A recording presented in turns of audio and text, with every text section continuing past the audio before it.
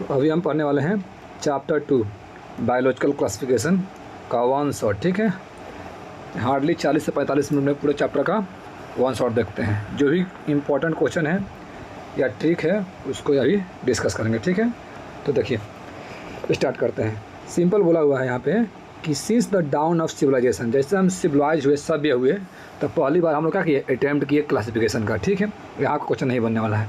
Simple बोला है शुरुआती में कि यूज ऑफ ऑर्गेनिज्म, यानी ऑन अपने यूज के बेसिस पे हम लोग शुरुआती में क्या हम लोग का यूज था, फूड, शेल्टर, क्लॉथिंग, इसके बेसिस पे हम लोग एनिमल को क्वालिफाई किए थे, जो भी किए थे। तो यहाँ पे पहला क्वेश्चन यहाँ बनेगा, इस पूरे पैराग्राफ से पहला क्वेश्चन ये बनेगा कि अरिस्टो थे यहाँ पे, वो earliest to attempt a more scientific basis of classification. तो पहला क्वेश्चन यहाँ से यही पूछेगा। तो इस पूरे पैराग्राफ में अगर आपको क्वेश्चन पूछेगा तो ध्यान दीजिएगा कि अरस्तु थे, वो क्या किए थे, वो पहली बार शुरुआती दौर में अटेम्प्ट किए थे मोर साइंटिफिक बेसिस ऑफ क्लासिफिकेशन। ठीक है, पहला क्वेश्चन। और अरस्तु जो किए थे वो क्या किए थे, वो प्लांट को और एनिमल को दो पार्ट में क्लासिफाई किए थे। तो प्लांट को बोले थे मार्फोलॉजी, मतलब बाहरी बनावट देखकर प्लांट को बाहर से देख लिए थे, और वो बताए थे क्या कि प्लांट क्या हो सकते हैं, हर्ब्स हो सकते हैं, श्रब्स हो सकते हैं और ट्री हो सकते हैं। ठीक है, प्लांट को सिंपली बोले थे बाहर से देखकर, मतलब बाहरी बनावट देखकर हर्ब्स, सब, ट्री। ठीक है, यहाँ तक हो गया था। और एनिमल क्या बोले थे कि एनिमल को दो पार्ट में, कि जिसमें क्या होगा, रेड ब्लड सेल होगा तो उसको एक ग्रुप में, और जिसमें नहीं होगा उसको एक ग्रुप में, एक में पर्जेंस होगा और एक में ऑप्शंस होगा। तो एक को बोलते हैं ई नाइमा और एक को बोलते हैं ए नाइमा। ए एनसीईआरटी में नहीं है, ध्यान रखिएगा। ए नाइमा मतलब ऑप्शन, ई नाइमा मतलब पर्जेंस। तो अभी पूरे पहला पैराग्राफ से आप क्या देखें कि अरस्तु ने पहली बार साइंटिफिक काम किए थे और प्लांट और एनिमल को अलग अलग कैटेगरी में बांटे थे। प्लांट को बांटे थे मार्फोलॉजी के बेसिस पे और एनिमल को आरबीसी के बेसिस पे। ठीक है, इस पूरे पैराग्राफ में यही बात है। आते हैं दूसरा पैराग्राफ, लिखा है लिनियस साहब। तो लिनियस साहब क्या दिए थे, टू किंगडम क्लासिफिकेशन, जो हम लिविंग वर्ल्ड में पढ़ चुके हैं। बाइनोमियल, उसको बोलते हैं बाइनोमियल नोमेनक्लेचर।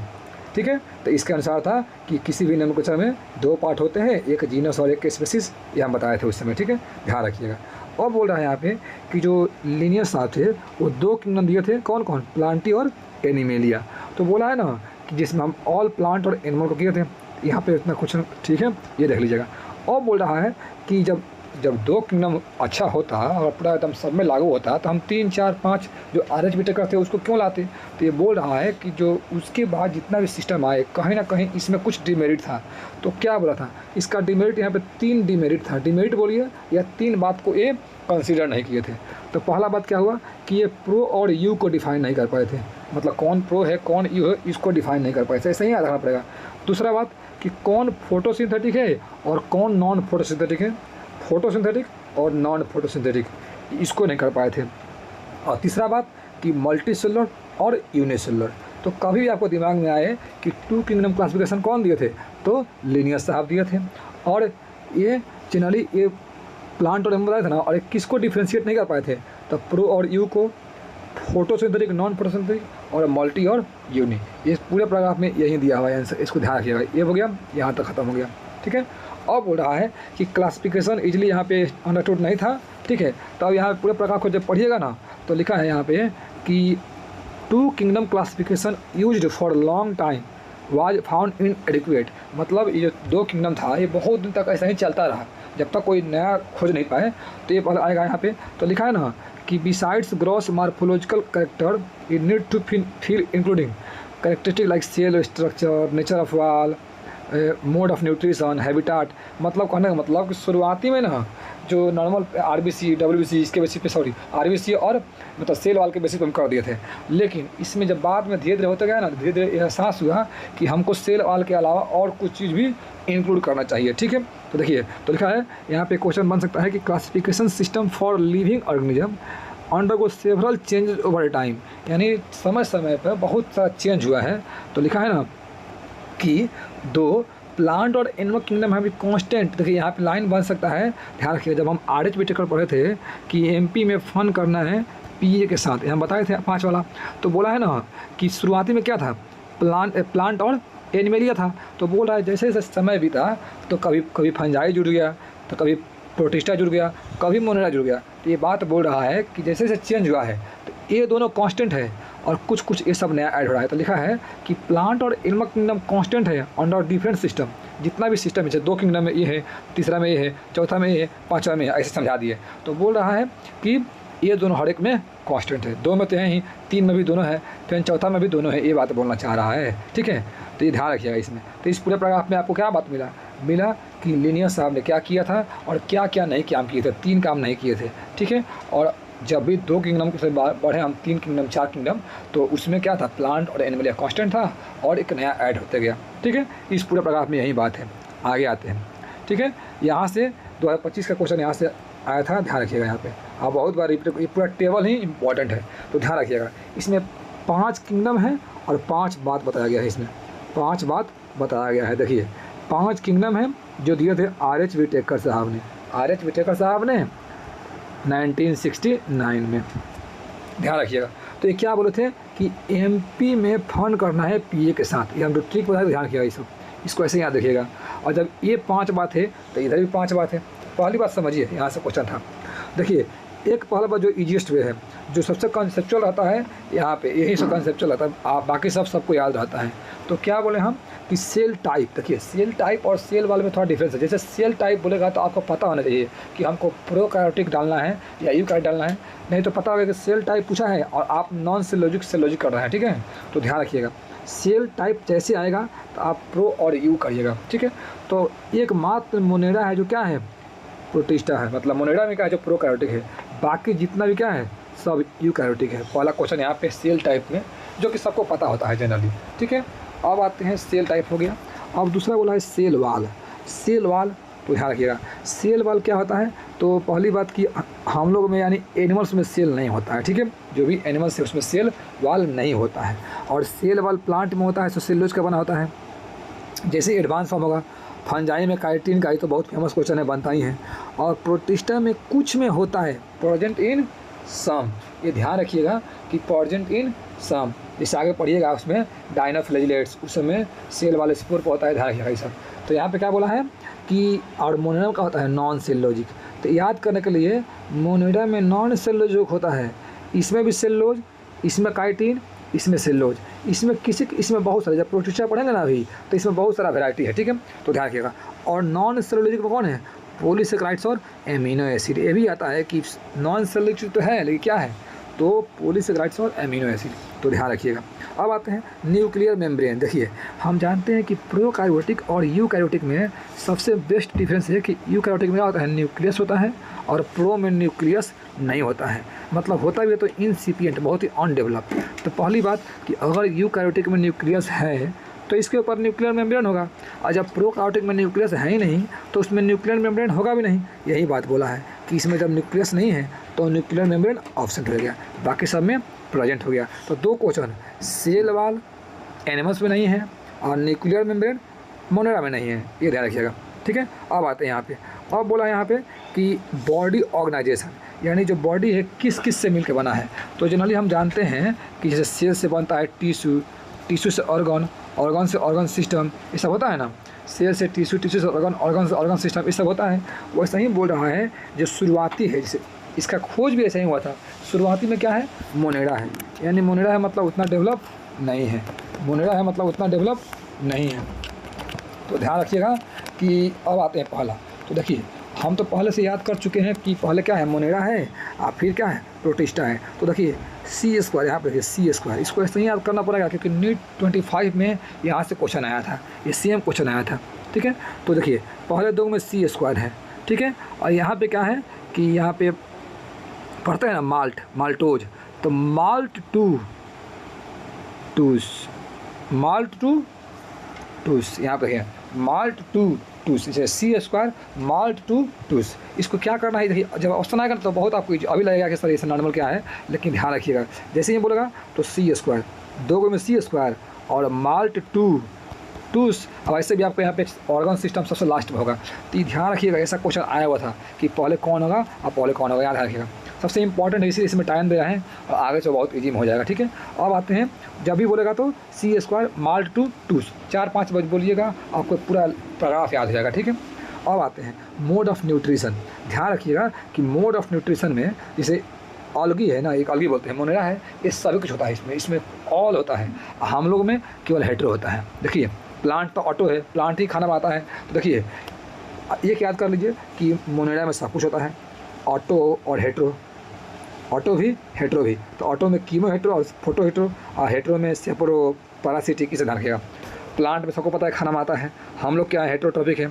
इसके अलावा बच गया तो दो बात है, दो बात में है तो प्रोटिस्टा क्या होते हैं, ऑटो भी है हेट्रो भी है, और फंजाई क्या होते हैं, हेट्रो है। तो ये ध्यान रखिएगा कि अगर पूछ जाएगा कि मोस्टली हेट्रो कौन है, तो मोस्टली हेट्रो क्या है, तो फंजाई है। ये ध्यान रखिएगा एक एक लाइन। अब थोड़ा ध्यान दीजिएगा होलोजोइक में क्या होता है कि हम लोग ना इंजेक्ट मतलब कुछ भी खाते हैं तो निगल जाते हैं, इसको बोलते हैं होलोजोइक। तो थोड़ा इसको ध्यान दीजिएगा, ठीक है। अब आते हैं, क्योंकि टाइम बहुत कम है, हमको वन शॉट मारना है, तो थोड़ा चैप्टर थोड़ा बड़ा है और जो भी ट्रिक्स हैं इसे हम इंक्लूड करते जा रहे हैं। तो कभी भी इस चैप्टर को पढ़िएगा ना, उसके बाद जब क्वेश्चन बनिएगा तो अधिकतर क्वेश्चन आपका ट्रिक से ही बन जाएगा। तो एक बार अच्छा से देखिए और पूरा वीडियो को देखिए, और जहाँ भी डाउट है अच्छा लगे तो उसमें कमेंट भी कीजिए कि कहाँ पे हमको अच्छा और करना चाहिए, ठीक है। और देखिए ध्यान दीजिए। अब आते हैं कि आर.एच. व्हिटेकर ने 1969 में 5 किंगडम दिया था। इसको हम बोले हैं MP में फाउंड करना है PA के साथ, तो हम बोल चुके हैं। तो ये क्वेश्चन पूछ चुका है एक बार कि जो इनका मेन क्राइटेरिया था वो क्या था, मेन क्राइटेरिया। तो जनरली RCPMT होता है, इसमें बताया जाता है RCPMT होता है, जनरली ट्रिक कहीं सुना था। RCPMT रिप्रोडक्शन, सेल ऑर्गेनाइजेशन बोले या प्लाज्मा सेल ऑर्गेनाइजेशन बोलते या बॉडी ऑर्गेनाइजेशन। देखिए पहले तो रिप्रोडक्शन है, दूसरा सेल ऑर्गेनाइजेशन या बॉडी ऑर्गेनाइजेशन, P से फाइलोजेनी, M से मेटाबॉलिज्म या mode of nutrition, sorry mode of nutrition यहाँ पे नहीं दिया है बट होता वो भी है, मोड ऑफ न्यूट्रिशन, और T से थाइलस ऑर्गेनाइजेशन। इस पर ध्यान रखिएगा। एक बार हम फिर से बताते हैं, देखिए क्या दिया है। जब भी आपको दिमाग दे कि R.H. व्हिटेकर साहब ने, तो RCPMT, R मतलब रिप्रोडक्शन, थाइलस ऑर्गेनाइजेशन या बॉडी ऑर्गेनाइजेशन, वहाँ ध्यान दिए, थोड़ा सा उल्टा हो गया था यहाँ पे, थाइलस या बॉडी ऑर्गेनाइजेशन। M मतलब मोड ऑफ न्यूट्रिशन, फाइलोजेनी या सेल वाल या सेल मेम्ब्रेन। ऐसे सेल स्ट्रक्चर दिया है, ध्यान रखिएगा। सेल स्ट्रक्चर दिया है, सेल वाल सेल मेम्ब्रेन नहीं दिया है, सेल स्ट्रक्चर दिया है। तो आपको ध्यान देने वाली बात है इस सब पे, ठीक है। अब आते हैं, अब बोला है ना ये तो हम 5 किंगडम है, लेकिन छठा किंगडम भी आ गया है। लेकिन छठा किंगडम क्या किया, दिमाग लगाया कि इस 5 किंगडम को ही अलग करके 6 बना दिया। जैसे देखिए इसमें ना हम 3 सिस्टम बनाए, 3 डोमेन सिस्टम। ये क्वेश्चन पूछ देगा, ये पहली बार साइंटिस्ट थे, वो नाम था कार्ल उज, लेकिन वो पूछेगा नहीं, कार्ल उज साइंटिस्ट थे। आपको बस एक ही पूछेगा लिनियस के बारे में या तो R.H. व्हिटेकर। अब आते हैं यहाँ पर लिखा है कि 3 डोमेन सिस्टम। तो बोला है ना कि इसमें ना मोनेरा को 2 पार्ट में कर दिया था, मोनेरा को 2 पार्ट में, और जो बच गया 4 गो उसको 1 पार्ट में कर दिया था, बस हो गया 3rd पार्ट में। इसी को बोलते हैं 6 किंगडम। तो 6 में लिखा है कि हायर, इसमें ज़्यादा पढ़ना भी नहीं है। जैसे ही आप यहाँ देखिए, जैसे ही आपको 6 किंगडम समझ में आएगा, 6 किंगडम, तो देखिए क्या बोलना है। जैसे ही 6 बोले तो 6 में क्या करना है कि MP में फाउंड करना है PA के साथ। तो ये जो इसको चारों को 1 डाल दीजिए, अब मोनेरा को 2 पार्ट में कर दीजिए, मोनेरा को 2 पार्ट में कर दीजिए। तो 1, 2 और 3 को, ठीक है, ध्यान रखिएगा। इसके अंदर डिटेल्स नहीं पूछेगा। अब आगे आते हैं, लिखा है कि जब इसको पढ़िएगा ना 5 किंगडम क्लासिफिकेशन के बारे में, तो ये वहीं शुरुआती में जो दिया था इसी को यहाँ पे ऐड किया है, ठीक है। तो ध्यान रखिएगा, इसको जब पढ़िएगा अच्छा से। तो लिखा है कि अर्ली में ना शुरुआती में हम क्लासिफिकेशन किए थे, bacteria, blue green algae, fungi, सबको हम एंजियोस्पर्म को सबको प्लांट में रखते थे, सबको प्लांट में रखते थे। और बोला है ना कि जो यहाँ पे लिनियस साहब जो किए थे 2 किंगडम, प्लांटी और एनिमेलिया, वो किसके बेसिस पे किए थे, तो यहाँ दिया है सेल वाल के बेसिस पे। तो यहाँ क्वेश्चन आ सकता है, इंपॉर्टेंट है और आया भी है कि जो लिनियस साहब थे वो 2 किंगडम दिए थे, वो किसके बेसिस पे दिए थे, तो सेल वाल के बेसिस पे, ठीक है। लेकिन वहाँ पे हम बताए थे क्या क्या नहीं बता पाए थे, तो प्रोकैरियोटिक, यूकैरियोटिक, यूनिसेलुलर, मल्टीसेलुलर, और एक और हो गया फोटोसिंथेटिक और नॉन फोटोसिंथेटिक। तो जब भी आपको दिमाग में आए कि इसको कैसे याद करना है, तो देखिए 2 किंगडम था, 3 बात नहीं बता पाए थे, 2 किंगडम था, 3 बात नहीं बता पाए थे, हो गया। देखिए और ये क्या किए थे, ये जब ये तीनों बात नहीं बताए थे, कैसे पता लगा, क्योंकि ये कुछ उल्टा सीधा कर दिए होंगे, किसको और रखना होगा, कहीं और रखा गया होगा, वहीं बताया। यहाँ पे लिखा है कि इट ब्रॉट, इन्होंने क्या किया था कि प्रोकैरियोटिक बैक्टीरिया को और ब्लू ग्रीन एल्गी साइनोबैक्टीरिया को, दोनों को यू को डाल देते हैं, प्रो और यू को। यहाँ पे पहला क्या हो गया कि प्रो और यू को नहीं रख पाए थे, यहाँ पे प्रो और यू को नहीं, पहला क्वेश्चन हो गया। यहाँ पे दूसरा लिखा है कि यह यूनिसेलुलर और मल्टी सेलुलर को लाइक इसको एक में कर दिए थे, यानी यह यूनि और मल्टी को भी डिफ्रेंशिएट नहीं कर पाए थे। अब इसको ध्यान रखिएगा, ठीक है। अब आता है इन्होंने हेटरोट्रॉपिक और ऑटोट्रॉपिक यानी फोटो और नॉन फोटो, ये तीनों यहाँ बात पहले हम पढ़ चुके हैं, तो यहाँ तीनों का एग्जाम्पल दिया है, इसको ध्यान रख लीजिएगा आप, इसमें जो भी इजी है बात ध्यान रखिएगा, ठीक है। तो ये 3 बात नहीं बताई, लिनियस साहब ने 2 किंगडम दिया था लेकिन 3 बात नहीं बता पाए थे, 3 बात नहीं बता पाए थे, ठीक है। आगे आते हैं, ये हो गया। अब बोल रहा है कि फंजाई को जब 2 किंगडम खत्म हो गया था तो तीसरा किंगडम में क्या हो गया, फंजाई ऐड हो गया। तो लिखा है कि when such characteristic were considered, जब ये सब बात प्रोकैरियोटिक, यूकैरियोटिक, मल्टीसेलुलर, यूनिसेलुलर, ये सब बात को लोग जाना तो एक और किंगडम ला दिए, कौन सा, फंजाई, ठीक है। अब लिखा है कि all prokaryotic organism group under Monera, जितना भी प्रोकैरियोटिक था उसको मोनेरा में डाल दिया, अभी भी वही है। यूनिसेलुलर यूकैरियोटिक, ध्यान रखिएगा, unicellular eukaryotic are placed under Protista, ये लाइन ध्यान रखिएगा, ये क्वेश्चन पूछ चुका है कि जितना भी प्रोकैरियोटिक है वो तो मोनेरा में है, ये सबको पता रहता है, और यूनिसेलुलर यूकैरियोटिक तो हैं लेकिन यूनिसेलुलर यानी उतना डेवलप नहीं है, इसको प्रोटिस्टा में डाल दिए थे, ठीक है। अब यहाँ बोलता है कि किंगडम प्रोटिस्टा क्लेमाइडोमोनास क्लोरेला को पैरामीशियम और अमीबा के साथ रख दिया है। अभी क्या बोलता है कि किंगडम प्रोटिस्टा में क्लेमाइडोमोनास क्लोरेला अमीबा और पैरामीशियम है, अभी सब इसी में है। तो बोल रहा है कि पहले कहाँ था, तो पहले क्या था, ऑल्गी में था। जब आप पढ़िएगा एनसीईआरटी में तो अभी भी क्लेमाइडोमोनास और क्लोरेला को ऑल्गी में डालता है, लेकिन एक्चुअल में क्या है, वो प्रोटिस्टा में आता है। जैसे यहाँ पे कंट्रोवर्शियल टाइप का आता है, लेकिन यहाँ पे क्वेश्चन ऐसा पूछेगा नहीं, लेकिन जो अगर पूछेगा तो यहीं से पूछेगा कि प्रोटिस्टा में कौन कौन चीज़ है, 4 आदमी हैं, क्लेमाइडोमोनास, क्लोरेला, पैरामीशियम और अमीबा, ठीक है। तो ये कहाँ था, अलगी में था, जो कि प्लेस्ड किया था प्लांट में, और यहाँ लिखा है कि early placed in animal kingdom में, ठीक है, जिसमें लेक्चर है। थोड़ा सा ध्यान रखिएगा, इसमें हम ज़्यादा डीपली जाएंगे तो फिर आगे टॉपिक को कवर नहीं कर पाएंगे, तो यहाँ पे थोड़ा कंसेप्चुअल है, इसको ध्यान रखिएगा, ठीक है।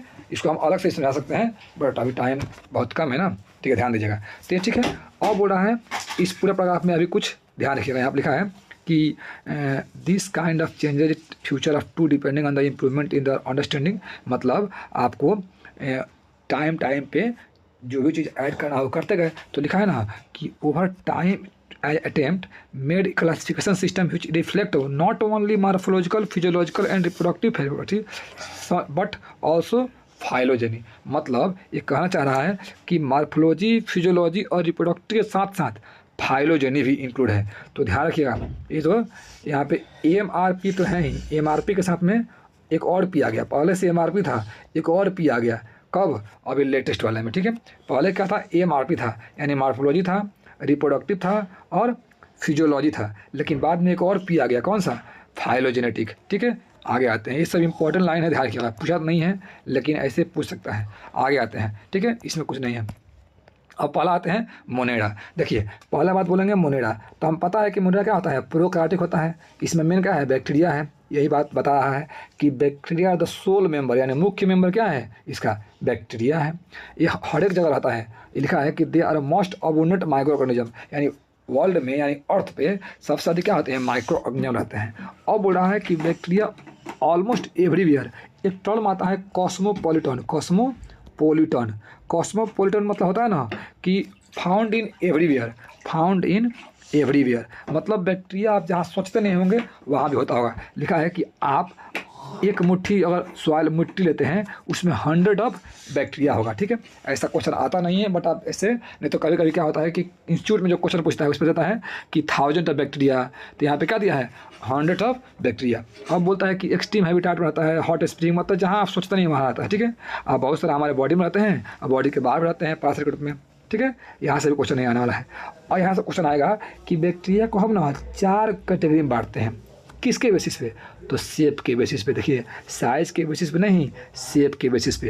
ये क्वेश्चन, पहला क्वेश्चन यहाँ से बन सकता है क्या, कि बैक्टीरिया को हम 4 ग्रुप में बांटते हैं, कौन कौन, तो स्फेरिकल, रॉड शेप, स्पाइरल, कामा शेप। इसको देख लीजिएगा, एक बार फिगर देख लीजिएगा, देखिए फिगर देख लीजिएगा, ये क्या आ गया, कोकाई मतलब कोकस स्फेरिकल है, बैसिलस है, ये क्या है, बैचलर्स फिगर देगा, आप बोलेगा ये क्या है, तो ये स्पोर है, इसको भी ध्यान रखिएगा, क्योंकि फिगर में जब आता है तो लगता है कि बस नाम को पता है। यहाँ देखिए, यहाँ पे एक्स्ट्रा स्पोर दिया है, यहाँ पे फ्लैजिला ये तो पता आता है सबको, लेकिन ये स्पोर में थोड़ा ध्यान रखना है। विब्रियो कॉमा से है ही, उसमें कुछ खास बात नहीं है, ठीक है। तो क्या बोला है, इस हम बैक्टीरिया को हम 4 पार्ट में बांटे हैं, किसके बेसिस पे, तो पहला इंपॉर्टेंट क्वेश्चन शेप के बेसिस पे, ठीक है। आगे आते हैं। अब यहाँ लिखा है कि bacteria structure very simple but very complex behaviour. ये लाइन देखिएगा, बैक्टीरिया तो पहला बात की अनडेवलप्ड है, जैसे ही बैक्टीरिया से बनेगा पहले सेलर है, फिर आगे बढ़ते जाएंगे तो बॉडी ऑर्गेनाइजेशन एनिमल तक बहुत ही कॉम्प्लेक्स हो जाएगा। तो ये कहना चाह रहा है कि बैक्टीरिया का स्ट्रक्चर बहुत ही सिंपल होता है, लेकिन उसका बिहेवियर खतरनाक होता है। मतलब वो आपका बॉडी में जाएगा तो आपका पूरा बॉडी का चेंज कर देगा, यानी बॉडी का जितना भी आपका मेटाबॉलिज्म है उसको चेंज कर सकता है।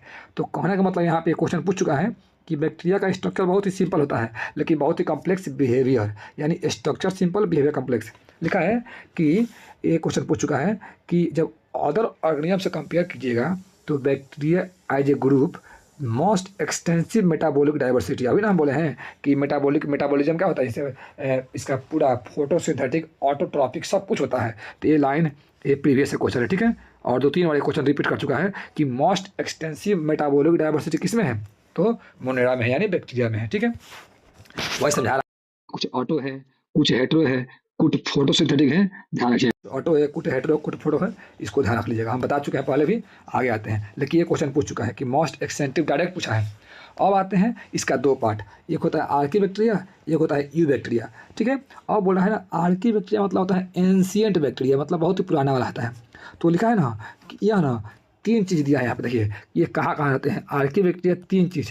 एक रहते हैं जो जिसको बोलते हैं मिथानोजेन, एक को बोलते हैं हैलोफाइल्स, और एक को बोलते हैं थर्मोएसिडोफाइल्स। तो ध्यान रखिएगा, ये तीनों का पूछ चुका है मैचिंग करने के लिए कि कौन किसको क्या बोलते हैं। देखिए, तो बोला है कि harsh habitat like salt, salty मतलब हम जब भी बोलेंगे साल्ट, तो साल्ट को याद रखिएगा हाल्ट से, साल्ट या हाल्ट, हाल्ट मतलब हैलोफाइल्स। जैसे ही आपको पूछा कि मैच करने के लिए, तो हाल्ट मतलब साल्ट, ये हो गया। हॉट स्प्रिंग या तो गर्म हो गया, गर्म कुंड हो गया, यानी गर्म मतलब थर्मो। तो ये लाइन देखिएगा, थर्मोएसिडोफाइल मतलब ऐसा बैक्टीरिया जो टेम्परेचर हाई हो और एसिड भी हो, वहाँ रहते हैं। ये तो नाम में ही है। अब आते हैं मार्सी मतलब मीथेन एरिया, मतलब जहाँ पे CH4 निकलता है, CO निकलता है, तो मीथेनोजन। ये कॉमन है, सबको पता रहता है जनरली, ठीक है। ये क्वेश्चन पूछ चुका है, इसका एक लाइन पूछ चुका है नीट में, ये आता गया, मैं रिपीटेड है क्वेश्चन। अब एक लाइन दिया है यहाँ पे कि आर्की बैक्टीरिया ना अदर बैक्टीरिया से डिफर होते हैं किसके बेसिस पे, तो सेल वाल के बेसिस पे। ध्यान रखिएगा, यहाँ पे सेल मेम्ब्रेन देता है, जो गलती होता है आपको NCERT में दिया है कि सेल वाल के बेसिस पे ही लिनियस साहब डिस्क्राइब किए थे, और सेल वाल के बेसिस पे ही हम आर्की बैक्टीरिया को अदर बैक्टीरिया से डिफ्रेंशिएट करते हैं, ठीक है। आगे आते हैं, ये लाइन तो बहुत बार रिपीट क्वेश्चन है, ठीक है, ध्यान रखिएगा। अब आते हैं तीसरा क्वेश्चन, लिखा है कि methanogen gut of the several ruminant animals में होते हैं जो जुगाली करते हैं काऊ बुफेलो में, and responsible for methane gas from dung, ठीक है। ये जो भी क्वेश्चन है आपको पूछ चुका है। आगे आते हैं, ठीक है। तो ये सब क्वेश्चन रिपीटेड है। हार्डली जब भी आर्की बैक्टीरिया पढ़िएगा ना, तो 3 बात पढ़िएगा, 3 ग्रुप है और सेल वाल के बेसिस पे, और बस यही बात है, बाकी सब तो पता है, ठीक है। आगे आते हैं। अब बोला है बैक्टीरिया, तो बैक्टीरिया को हम बोलते हैं यू बैक्टीरिया बोलते हैं। यू मतलब ट्रू बैक्टीरिया बोलते हैं, ठीक है। इसके पास क्या होता है, इसको हम ट्रू बोलते हैं। Characteristic presence of rigid cell wall, इसके पास रिजिड सेल वाल है, और यहाँ तक कि अगर ये मूव कर रहा है, इसका मतलब उसके पास क्या है, फ्लैजिला भी है। तो ये लाइन देखिएगा, ये क्वेश्चन आएगा सर्सन एग्जाम में कि हम यू बैक्टीरिया को ट्रू बैक्टीरिया बोलते हैं। लिखा है कि इसको हम ट्रू क्यों बोलते हैं, अब रीजन देगा, because they have presence of rigid cell wall. बस एसर्शन भी ट्रू है, रीजन भी ट्रू है, और एक्सप्लेनेशन भी है, ठीक है। और बोलता है कुछ के पास फ्लैजिला होते हैं जिसके वजह से वो मोटाइल भी होते हैं। तो ये लाइन दिया है NCERT का, इसमें जो लाइन पूछा है सभी पूछ चुका है क्वेश्चन, ठीक है। तो इसमें हर एक लाइन को भी ध्यान रखिएगा। और बोल रहा है कि इसको हम बोलते हैं साइनोबैक्टीरिया बोलते हैं, ब्लू ग्रीन अलगी, जो कि ध्यान रखिएगा क्वेश्चन इससे पहले हम क्वेश्चन करा चुके हैं, तो उसको एक बार देखिएगा, उसमें ये सब क्वेश्चन मिला हुआ है, ठीक है।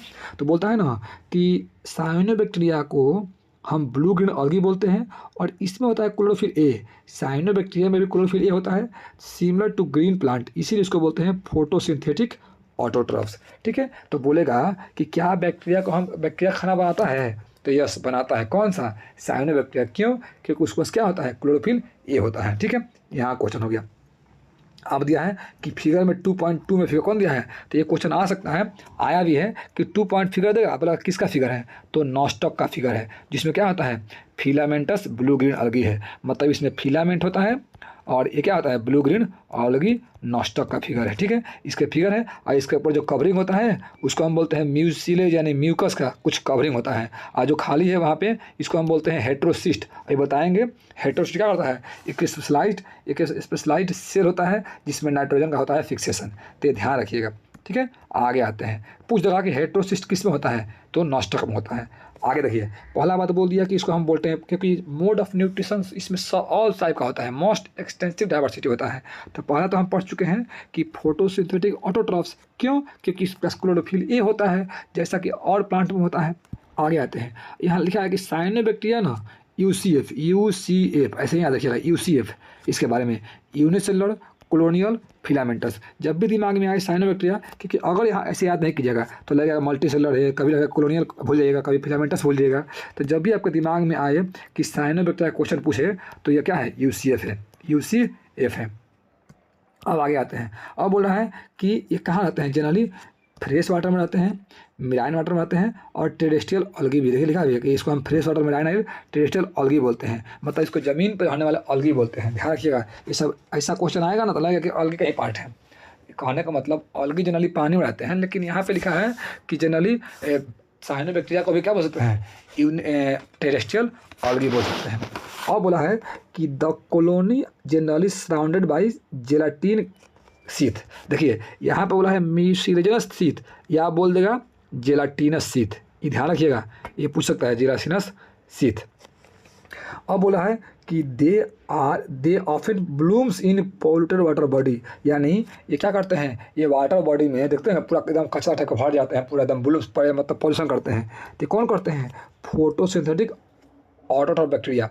आगे आते हैं, और बोल रहा है कि सम ऑफ द कन 6 एटमॉस्फेरिक नाइट्रोजन स्पेशलाइज सेल होता है जिसके बाद एट्रोसिट, जिसके बाद एनाबेना और नॉस्टॉक। तो इस पूरे पैराग्राफ में किसके बारे में बोला है, फोटोसिंथेटिक ऑटोट्रॉफ्स। तो पूछेगा तो पहले बात बोलिएगा कि देखिए ये वाटर को पोल्यूट भी करता है, ये नाइट्रोजन फिक्सेशन भी करता है क्योंकि इस पास क्या है, हेट्रोसिट होता है। तो ये क्वेश्चन आपको पूछेगा ना, लाइन दे देगा, आप बोलेगा किसका पार्ट है, फोटोसिंथेटिक ऑटो का कि कीमोसिंथेटिक ऑटो का कि हेट्रो का। तो ऐसा क्वेश्चन आता है। तो आपको 2 काम बोले हैं फोटो में, एक तो खाना बनाएगा वो सबको पता रहता है, दूसरा कि यह गंदा करेगा पानी को, और दूसरा ये नाइट्रोजन का फिक्सेशन करेगा। ठीक है, आगे आते हैं, और बोल रहा है ऐसा ही पढ़ना होगा कि जब भी पढ़िए आज देखिए म्यूसिलेज कवरिंग या जेलाटिन कवरिंग, दोनों ध्यान रखिएगा।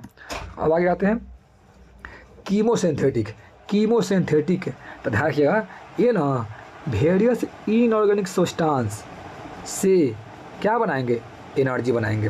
ध्यान रखना, मतलब यहाँ लिखेगा, यहाँ पर डाल देगा ऑर्गेनिक नहीं इनऑर्गेनिक। तो बोला है ना कि bacteria various inorganic substance like nitrate, nitrite, ammonia and use the release energy for ATP formation. तो जब भी आपको दिमाग में आए तो कीमोसिंथेटिक, तो समझिएगा कि इनऑर्गेनिक से क्या करना है, हमको यूज करके एटीपी का प्रोडक्शन करना है। और जनरली क्या होता है, पहला काम तो ये होगा कि इनऑर्गेनिक न्यूट्रिएंट हो गया, और दूसरा बात ये रिसाइकलिंग करता है, किसको,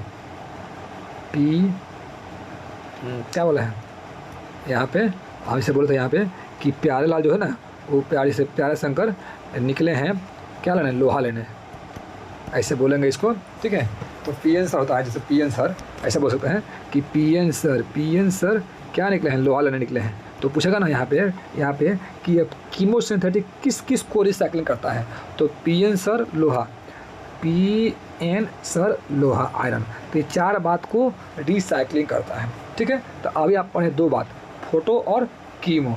अब आते हैं हेट्रो, ध्यान रखिएगा इस सभी में सबसे अधिक क्या होता है, हेट्रो होते हैं। लिखा है कि मोस्ट अबोंडेंट पूछेगा ना बैक्टीरिया, तो हेट्रो है, क्वेश्चन पूछ चुका है, ध्यान रखिएगा। और मेजोरिटी का इसमें डिकम्पोजर है, ये भी क्वेश्चन पूछ चुका है।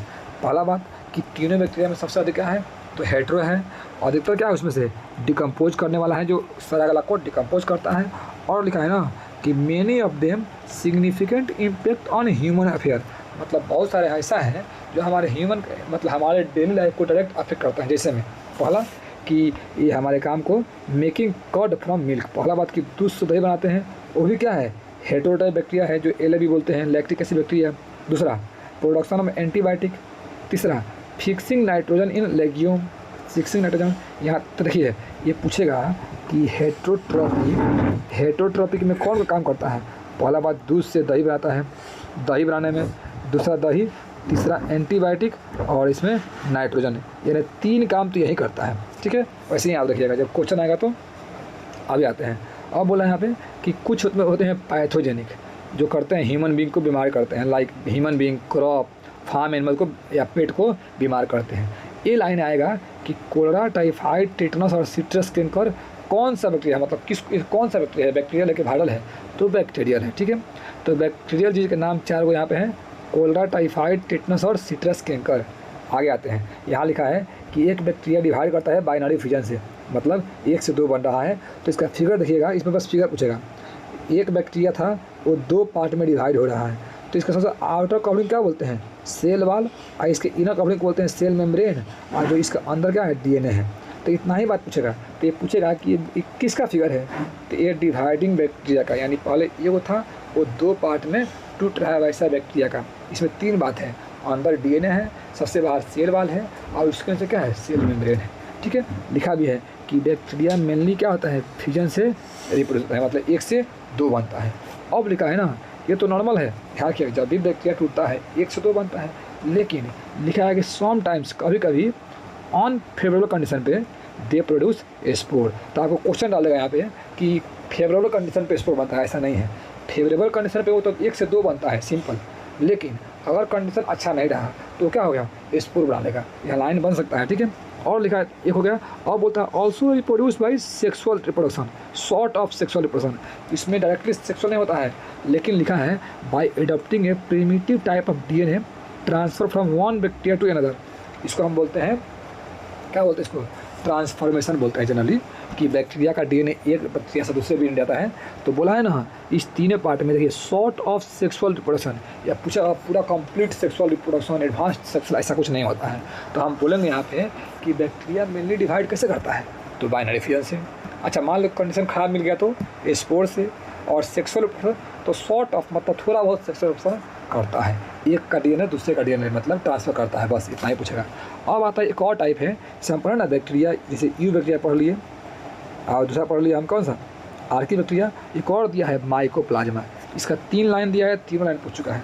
पहली बात, ये ऐसा है जिसमें सेल वाल नहीं होता है। ठीक है, ये नंगा रहता है, इसमें कोई इसको बदतमीजी है, ये माइकोप्लाज्मा क्या है, ये नंगापन है, यानी इसके पास सेल वाल नहीं है। दूसरी बात कि ये स्मॉलेस्ट लिविंग सेल है, ये जीता जागता जो लिविंग सेल है वो सबसे छोटा सेल है। इसका साइज होता है 0.3 माइक्रोमीटर, लेकिन ऐसा है ये जब सेल पड़ेगा वहाँ पर दिया है। ये विदाउट ऑक्सीजन जी जाता है। पहला बात कि यह नंगा पंगा है, दूसरा बात कि बिना एकदम छोटा है, और तीसरा बात कि बिना ऑक्सीजन का जी लेता है, और चौथा बात कि many mycoplasma pathogenic in plant और एनिमल्स। तो क्वेश्चन आएगा कि ऑल माइकोप्लाज्मा बीमारी करते हैं, प्लांट और एनिमल को नहीं। अधिकतर जब भी आपको ऑल दे तो सोचना है, जब तक आपको क्लियर ना हो उसको नहीं मारना है। तो बोलेगा कि क्या सभी माइकोप्लाज्मा प्लांट और एनिमल में बीमारी करते हैं, तो नहीं। कौन, मेनी नहीं, मतलब कुछ ऐसा है जो करते हैं प्लांट और एनिमल में। तो जब भी आपको माइकोप्लाज्मा से क्वेश्चन पूछेगा, एक और इसके बाद में पूछता है PPLO, ल्यूरो निमोनिया लाइक ऑर्गेनिज्म, यहाँ भी क्वेश्चन आता है। ठीक है, ध्यान रखिए, इतना नहीं पूछेगा। आगे आते हैं।